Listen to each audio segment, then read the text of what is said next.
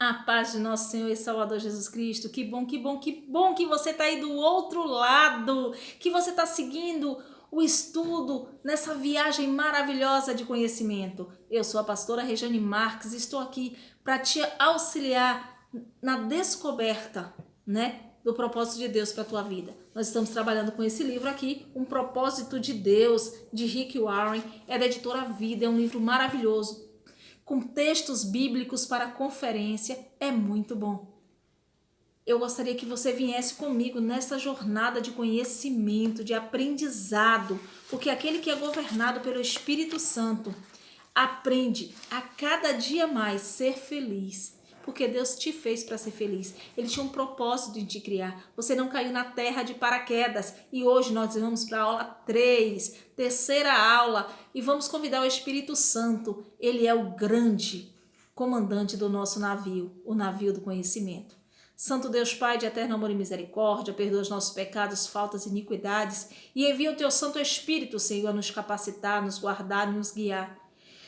Neste mundo de aprendizado e conhecimento, guarda, Senhor, cada família, Senhor, que está aí do outro lado assistindo esse vídeo. Protege, livra do mal, Senhor. Livra das enfermidades físicas, mentais e espirituais. Abre o nosso entendimento. Nos dá um raciocínio lógico, Senhor, para te amar e te adorar em espírito e em verdade. E a embarcar cada vez mais, Senhor, no teu propósito para as nossas vidas. Muito obrigado por esta oportunidade, em nome de Jesus. Então é muito bom ser a sua capitã de bordo. Então fica aqui o meu muito obrigado, a Emanuele.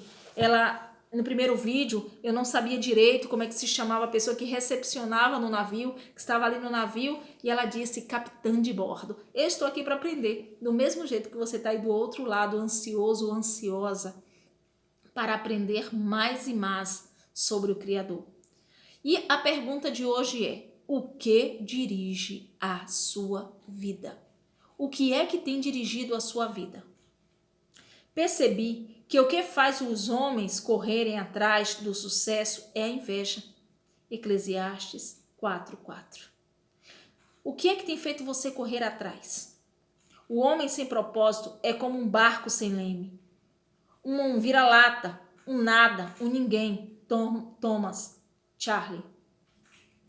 Então, filósofos, cientistas, matemáticos, eles percebem que nós precisamos ter um rumo, nós precisamos ter uma direção, nós precisamos ter um propósito. E o que tem sido o teu propósito? Qual tem sido o seu propósito de vida? A vida de todo indivíduo é dirigida por algo. Isso é fato, não é fake. A maioria dos dicionários define o verbo dirigir como guiar, controlar, direcionar. Se você está dirigindo um carro, batendo um prego ou chutando uma bola, estará naquele momento guiando, controlando e direcionando. Que força motriz dirige sua vida? Nesse exato momento, é possível que um problema, uma urgência ou o fim de um prazo determinado esteja dirigindo você. É possível que uma lembrança dolorosa, um temor ou uma crença inconsciente também o esteja dirigindo. Centenas de circunstâncias, valores e emoções podem dirigir sua vida. Eis aqui 5 das mais comuns. Muitos são dirigidos pela culpa. Muitas pessoas são dirigidas pela culpa do passado. Tem mulher que nunca se perdoou pelo um aborto que fez. Tem homem que nunca se perdoou por uma traição que cometeu, por algo que fez que corrompeu a sua vida. Então o passado tem condenado muitas pessoas. É uma culpa que já foi perdoada pelo sangue de Jesus, mas que o diabo ainda continua colocando na tua cabeça que você é culpado, que você não foi perdoado, que você cometeu um erro. Quem não cometeu erro, que atire a primeira pedra. Todos nós já cometemos erros na nossa vida. Entretanto, a Bíblia nos ensina que devemos nos perdoar. Perdoar o outro às vezes é mais fácil do que se perdoar. Se perdoar por um erro cometido, por uma falha cometida. Mas nós somos humanos. Nós somos imperfeitos. E às vezes aquele erro, porque você fugiu e deixou seus filhos, era para salvar a tua vida. Às vezes aquele erro, porque você falou algo que ofendeu e depois você não teve tempo de pedir perdão porque a pessoa morreu. Deus já te perdoou, você já pediu perdão ao Senhor, você já se arrependeu disso? Já se libertou? Você precisa se libertar do seu passado. Moisés, ele era um assassino, mas isso não impediu o Senhor de usá-lo como líder do seu povo. Davi matou muita gente e Deus não fez, rejeição em ajudar Davi, porque Davi se rasgava diante de Deus. Em todas as lutas, em todas as guerras travadas, o Senhor só disse a ele: abstenha-se de sangue, para com isso, Davi. O Senhor chama atenção, você vai pagar pelo seu erro, você já pagou pelo seu erro. Então você foi perdoado, lavado e remido pelo sangue do Cordeiro. Então para de continuar vivendo num passado, se culpando por atitudes e por coisas que aconteceram na tua vida que às vezes você nem culpa teve. Você não tem culpa de ter sido molestado, você não tem culpa de ter sido estuprado, você não tem culpa de ter sido abandonado, você não tem culpa. Mas intrinsecamente, lá dentro do seu cérebro, muitas vezes você está se culpando ainda por coisas que você não fez. Mas quem é que faz isso com você? O inimigo. O que ele quer é deixar você aprisionado, e aprisionado em um passado triste, que lhe escraviza. O Senhor já te perdoou. Somos produtos do nosso passado, mas não precisamos ser prisioneiros dele. O propósito de Deus não é registrado por nosso passado. Ele tornou um assassino chamado Moisés num líder. E um covarde chamado Gideão num corajoso herói.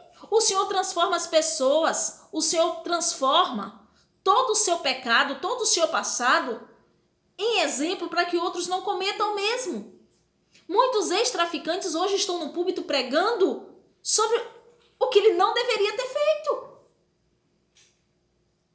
Muitas pessoas estão libertas e você também precisa se libertar. Você precisa deixar o seu passado, porque Deus vai prover. Deus é amor, mas Ele é justiça, meu irmão. E a justiça de Deus não vem. Você acha que não vem? Vem no tempo de Deus. A gente precisa pagar pelos nossos erros? Precisamos. A gente vai pagar pelos nossos erros.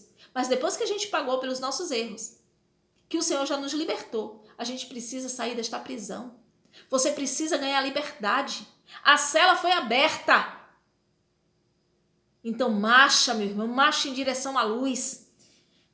Deixe Deus usar seu passado para algo maravilhoso, para algo surpreendente. Deixa Deus te usar, meu irmão e minha irmã. Muitos são dirigidos pelo ressentimento e pela raiva. Algumas pessoas apegam-se a mágoas sem jamais superá-las, em vez de aliviar a dor por meio do perdão, revivendo-na continuamente em pensamento. Rapaz, aquela pessoa nem se lembra mais que pisou no seu pé. Aquela pessoa nem se lembra mais que te deu uma bofetada. Aquela pessoa nem se lembra mais que te acusou. Mas você continua vivendo neste passado de ressentimento, de mágoa e de raiva. Por que tanta raiva da sua sogra, se ela deu útero para fazer o teu marido? Por que tanta raiva da tua nora? Por que tanta raiva do teu ex-marido, da tua ex... Por que tanta raiva da mulher que virou amante do teu marido? Por que essas raivas, minha gente? Ela só foi professora, você errou em alguma coisa e seu marido também errou, porque o compromisso dele era com você. Então presta atenção. Eles nem se lembram mais de você, eles estão felizes e você está aí se remoendo em raiva, em rancor. Isso vai te dar diabetes, vai te dar câncer, vai te dar problema cardíaco, vai te dar uma pressão alta, vai te dar insônia, vai te dar depressão. E eles estão lá felizes. Esquece, minha irmã. Começa a aprender a perdoar, meu irmão. Bora! Perdoa! Larga de viver no ressentimento, na raiva, na mágoa. Quem vive de passado é museu e você não é museu. Para com isso. Glórias a Deus que tudo se renova, que cada dia tem uma nova luz.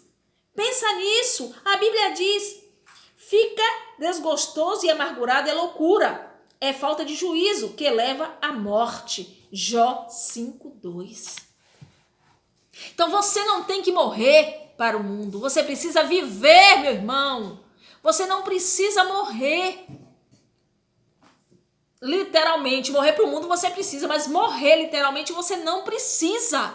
Você precisa viver feliz. Aproveita os filhos que você tem, aproveita a tua vida, Aproveita as coisas, vê o lado bom das coisas e das pessoas.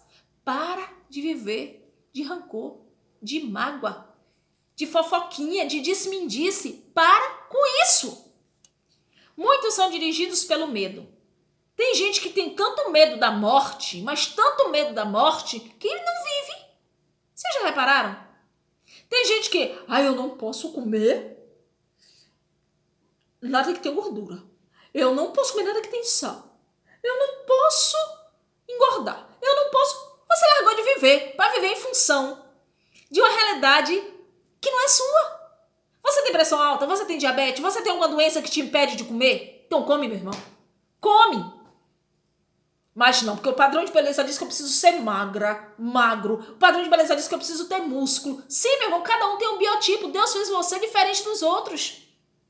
Para com isso, minha vida, de viver em função do que os outros querem e pensam de você. Quem tem que querer e pensar de você é Deus. Para de querer ficar se martirizando. Porque você alisa cabelo, porque você embola cabelo. Porque você faz isso, porque você faz aquilo, porque os outros fazem. Oh, meu amor e minha amora, para com isso. Deus te fez lindo e linda. Deus te fez perfeito. Se isso está prejudicando a tua saúde, você tem mais é que reduzir a quantidade de ingestão disso mesmo. Mas se você não tem nada e você está com vontade de comer uma pizza, você não vai comer.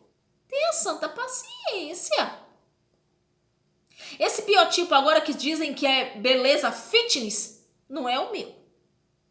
E eu acho que não é o de 90% da população. E a gente termina sendo uma das populações que mais cai em centros cirúrgicos para fazer plástica. Não sou contra a plástica. Se você não está se sentindo bem com alguma parte do seu corpo, faça plástica mesmo. Tem dinheiro, meu irmão? Faça. Entretanto, eu te digo uma coisa. Não faça isso simplesmente porque os outros acham que não tá bom em você. Faça porque você está achando que pode melhorar. Não viva nos padrões dos outros. Não seja dirigido pelo que os outros pensam de você. Seus temores provavelmente resultam da experiência traumática e de expectativas fantasiosas do crescimento num lar extremamente severo ou mesmo de predisposição genética. Independentemente do que tenha causado tal situação, pessoas dirigidas pelo medo com frequência perdem grandes oportunidades por terem medo de correr risco. Então não tenha medo de correr risco, não tenha medo de correr risco. Quando você corre risco, quando você está correndo risco, você está vivendo. Então não tenha medo de subir a montanha, não tenha medo de ver a água cair, não tenha medo, tenha prudência. Seja coerente, mas não seja negligente.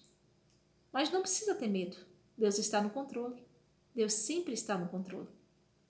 O medo é o encarceramento voluntário que o impedirá de se tornar no que Deus pretende para você. Você se encarcera. Os bandidos estão na rua, você está preso dentro de casa. Você não sai. Você agora com medo do coronavírus, você esteriliza tudo, você passa álcool gel na mão, você usa máscara, você não fica perto de ninguém. Você começou a sentir como é ruim ficar encarcerado? Quem tem medo vive exatamente assim, encarcerado, vive preso. Quem tem medo, seja lá de que for o medo, se encarcera num mundo em que não há perspectivas. E aí termina entrando em depressão, termina caindo no fundo do poço, termina com uma vida vazia, uma vida sem propósito, sendo uma pessoa amargurada e infeliz. E Deus não te fez para isso. Muitos são dirigidos pelo materialismo. O desejo de adquirir é o único objetivo da vida de algumas pessoas. Eu quero ter casa. Quero ter casa aqui, quero ter casa na praia, quero ter casa no campo, quero ter casa no céu. Você mora onde mesmo? Quantas casas você mora? Pra que tanta coisa se você vai morrer e vai deixar tudo aí pra filho tá brigando? E às vezes nem filho você tem e trabalha e não passeia, não conhece lugar nenhum e não viaja, não faz nada porque só tem que trabalhar. Pra que isso? Para com isso, rapaz. Para com isso. Vive um pouquinho, vê seus filhos crescer. Se alegra com a vida, vai ver o mar, vai conhecer as montanhas, vai ver a neve cair. Vai fazer alguma coisa que te faça feliz e para de querer ter. Parece até uma música. Rapaz, e ainda diz que é servo de Deus, viu? Mas eu preciso. Você precisa de quantas roupas para vestir? Você precisa de quantas casas para morar? Você precisa de quantos carros? Ah, não sabia. Você precisa de quantos sapatos mesmo? Tem gente que tem 500 sapatos no closet. Pra quê? Você é centopeia? Mesmo que fosse, não ia usar 500. Então vigia, meu irmão. Tenha o suficiente e aprende a ser feliz. Aprende a sorrir, a brincar, a pular, a ter um momento para você.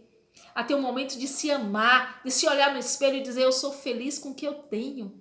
Por isso que tem gente que larga tudo na cidade grande e corre para morar no mato. Porque descobre que o ter desenfreado traz infelicidade, mas o ser traz alegria, traz prazer, traz contentamento, traz saúde, traz liberdade. Então seja servo de Deus, seja feliz, porque um dos primeiros propósitos da sua vida que Deus te criou é para adorá-lo e depois para que você seja feliz em adorá-lo. Os bens materiais trazem felicidades apenas temporárias. A situação de contraste e tranquilidade acaba gerando o tédio. Ora, eu queria muito ter um carro. Quando eu consegui o carro, 6, 7 meses depois, 8 meses depois, aquele carro já não me satisfazia mais, aquela alegria foi passando. E hoje é algo rotineiro, algo comum. Já estou querendo trocar, já estou querendo outro. Mas quando a coisa vem de Deus, é algo sobrenatural. É uma alegria sem medida, transbordante. Então, ter vai te trazer prazer temporário. E é isso que você quer? Ou você quer um prazer celestial? Um prazer que vai ser eterno? O prazer da vida eterna. A vida terrena é temporária, mas a nossa alma é eterna. Então a gente não precisa ter medo da morte. A maioria das pessoas tem medo da morte, porque não tem certeza para onde vai. Nós vamos voltar para casa, para o nosso lar verdadeiro, para a casa do nosso Pai. E quando a gente voltar para a casa do nosso Pai, onde é o nosso lar verdadeiro, a gente vai perceber o quanto fomos egoístas, egocêntricos e burros vivendo na escola chamada planeta Terra. Por querer ter, por querer ser, por viver com medo, por viver aprisionado com raivas, rancores, viver de passado. O retrato do teu passado não tem que ser o quadro do teu futuro. Teu futuro pode ser maravilhoso. Depende das suas atitudes. O mito mais comum a respeito do dinheiro é de que quanto mais dinheiro se tem, mais prestígio se está, protegido se está. Isso não é verdade. Riquezas podem ser perdidas num piscar de olho. Você pode perder tudo no piscar do olho. Sem saúde, você não tem nada. Sem saúde, a sua riqueza não vai te valer de nada. Você pode ser trilionário. Mas se você não tiver saúde, você vai aproveitar o quê? Nada. Pode dar uma ventania, uma grande catástrofe e levar tudo e deixar você sem nada. O governo pode baixar uma nova lei aí e aprisionar todo o seu dinheiro e você ficar sem nada. Dinheiro, as traças corroem e os ladrões roubam. Mas a paz interior e a felicidade, ninguém pode tirar de você. Muitos são dirigidos pela necessidade de aprovação. Algumas pessoas permitem que expectativas alheias de pais, cônjuges, filhos, professores, amigos, pastores controlem a sua vida. Para de querer mostrar aos outros o que você não é. Para de fazer peça de teatro com a tua vida. Você é muito mais do que as pessoas pensam de você. Você é muito mais do que o que você vê no espelho. Você pode mais. Você é inteligente, você é capaz. Você pode ir além. Para de querer a aprovação dos outros. Você precisa de uma aprovação de Deus. Pergunta a Deus se você está fazendo a vontade dele. Vê se quando você deita no travesseiro você tem paz. Você tem serenidade. Se isso acontece, é porque você está tendo a aprovação de Deus. Se isso te realiza, se isso te dá tranquilidade, te deixa feliz, não esquenta a tua cabeça. Vigia, meu irmão. Larga de ser hipócrita. Larga de querer se enquadrar em padrões sociais, em modismos. Isso vai ter uma felicidade? Não, isso vai te aprisionar. Isso vai te deixar um robô, vivendo em prol do que os outros pensam ou acham de você. Não conheço todas as chaves do sucesso. Mas uma chave para o fracasso é tentar satisfazer a todos. Ser controlado pela opinião dos outros é uma forma segura de jamais atingir os propósitos de Deus para a sua vida. Jesus disse: ninguém pode servir a dois senhores. Mateus 6:24. Nada é mais importante que conhecer os propósitos de Deus para a sua vida e nada pode compensar o prejuízo de não os conhecer. Então vigie na terra. Cuidado, não viva dessa seguinte forma. Não viva das dores do seu passado, não viva com rancor, não viva com medo, não viva com a vida dos outros, com que os outros querem dirigir a sua vida. Cuidado, vigie, veja onde é que você tem errado, veja por que você não é totalmente feliz, veja por que você não consegue progredir. Veja se você está se realizando na sua profissão, se você é feliz, se você consegue fazer outras pessoas felizes, ou se você está ali simplesmente para agradar os seus pais, para agradar alguém. Meu irmão, às vezes você é muito mais feliz costurando roupa, porque seu dom é de ser costureiro e você gosta disso, do que sendo um astronauta, porque você tem medo de altura. Mas você é astronauta porque os outros queriam que você fosse, porque esse seria o padrão perfeito para o seu pai e para sua mãe. Então vigia. Vê o que te torna feliz. Você já está respondendo por você? Porque você tem um Deus que te auxilia, te ajuda, te protege, te guarda, te guia, te instrui. As vantagens de uma vida dirigida por propósito. Conhecer o propósito de sua vida faz com que ela tenha sentido. Então, o sentido da tua vida só vai vir quando você conhecer os propósitos de Deus para a tua vida. Porque só Ele tem um manual da tua vida. Só Ele sabe para que você foi criado, para que você foi criada. Só Deus conhece você por dentro e por fora. É Deus que sabe as suas aflições, seus medos, seus traumas. Deus liberta, Ele cura, Ele restaura, Ele vivifica, Ele te utiliza. Mas você precisa deixar, porque Ele tem uma coisa chamada ética. Sem Deus, a vida não tem propósito. Sem um propósito, a vida não faz sentido. Sem um sentido, a vida não tem relevância, nem esperança. Na Bíblia, diversas pessoas expressaram sua falta de esperança. Isaías queixou-se: tenho me afadigado, sem qualquer propósito. Tenho gastado minha força em vão e para nada. Isaías 49:4.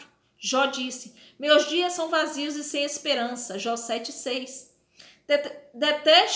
Detesto a vida, não quero mais viver. Deixe-me em paz, pois a minha vida não vale nada. Jó 7:16. A maior de todas as tragédias não é a morte, mas a falta de propósito de vida. Se morrer com Jesus é glória. Segundo Paulo, morrer para o crente é vitória, você volta para o céu. Morrer para Paulo era lucro. E morrer para você é o quê? Você está vivo ou morto. Você está vivo ou morta. Você não vive, você vive a vida que os outros querem que você viva. Você não é feliz. E Deus te quer feliz. Deus quer transformar a tua vida. A esperança é tão essencial para a vida quanto o ar, a água. É preciso esperança para lutar. É preciso força. É preciso coragem. É preciso determinação.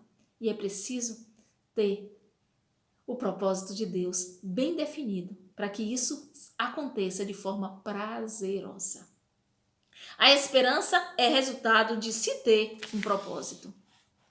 Conhecer seu propósito simplifica a vida. Ele define o que você faz, o que não faz. O propósito é o padrão pelo qual você avalia suas ações, para saber as quais são essenciais e as que não são. Basta perguntar: essa ação me ajudará a cumprir o propósito de Deus para a minha vida? Eu tenho feito coisas relevantes? Eu tenho ajudado pessoas? Eu tenho feito o quê? Eu tenho me ajudado? Eu tenho crescido? Eu tenho perdoado? Eu tenho amado? Eu tenho respeitado? Eu tenho me compreendido? Eu me conheço? Ou será que você se conhece por fotografia? Pelo que as pessoas pensam de você? Conhecer seu propósito ajuda a estabelecer prioridades. Sem um propósito definido, você ficará mudando de rumo, de emprego, de relacionamento e de igreja, na esperança de que cada mudança seja definitiva ou preencha o vazio em seu coração. Você pensa, talvez seja diferente desta vez, mas isso não resolve o verdadeiro problema, que é a falta do foco e do propósito. A Bíblia diz: Não se descuide. Tente entender o que o Senhor quer de você. Efésios 5,17. Tente entender o que Deus está falando com você nessa tarde, nessa noite, nessa manhã. Deus quer que você descubra o propósito dele na tua vida. Larga de ser trouxa, meu irmão. E para de ficar batendo cabeça aqui e ali. Para onde você for vai ter problemas. A solução é o seguinte: eu estou realizando o propósito de Deus. Então onde você estiver, você pode realizar o propósito de Deus. Ele pode transformar a tua vida. Ele pode fazer com que o seu emprego que você acha que é medíocre se transforme em grandes coisas quando você fizer isso por prazer. Porque quem trabalha por prazer diz que não vai para o trabalho. Quem vai, né? Vai para diversão. Então, pense nisso. Faça as coisas por prazer. Faça como se você estivesse fazendo para o próprio Deus. Porque você vai ter que prestar conta de tudo a Ele. Você só é mordomo. Ele é dono. Você é mordomo. E mordomo é servo. É aquele que vai obedecer a ordem do seu patrão. Então, vigie. Veja o que você tem feito da tua vida. Veja onde é que você tem errado. Veja onde é que você tem batido cabeça. Por que você nunca acerta? Conhecer seu propósito traz motivação. O propósito sempre produz entusiasmo. Nada mais estimulante que um propósito claro. Nada mais estimulante. O povo saiu em direção à terra prometida. E aquilo estimulava as pessoas a andar. Estimulava, por mais que eles murmurassem, por mais que eles reclamassem, eles sabiam onde eles iam chegar. Então, quem se entrega ao Senhor sabe onde vai chegar. Nos céus. Sabe que vai chegar no paraíso, sabe que vai chegar num lugar que não existe dor, morte, raiva, que não existe essas coisas que existem na terra. Então, se você sabe para onde está indo, você tem foco, você tem determinação, você tem coragem, você tem propósito, você tem motivação. Se você quer muito ter uma casa, você vai trabalhar arduamente para comprar um terreno, para construir a sua casa do jeito dos seus sonhos. Isso chama-se motivação. Motivação é quando você vê no final do caminho aquilo que você deseja. Eu vejo no final do meu caminho o céu e eu espero que você também veja no seu. Conhecer seu propósito irá preparar para a eternidade. Muita gente passa a vida tentando criar um legado. Tais pessoas querem ser lembradas depois de partir. Entretanto, o que, em última análise, mais importa não é o que os outros dizem sobre sua vida, mas o que Deus diz. O que as pessoas não percebem é que todas as realizações acabam sendo superadas. Recordes são quebrados. Reputações não subsistem. Homenagens são esquecidas. Mas o propósito de Deus faz com que você se torne pessoa feliz, pessoa amada, sempre melhor.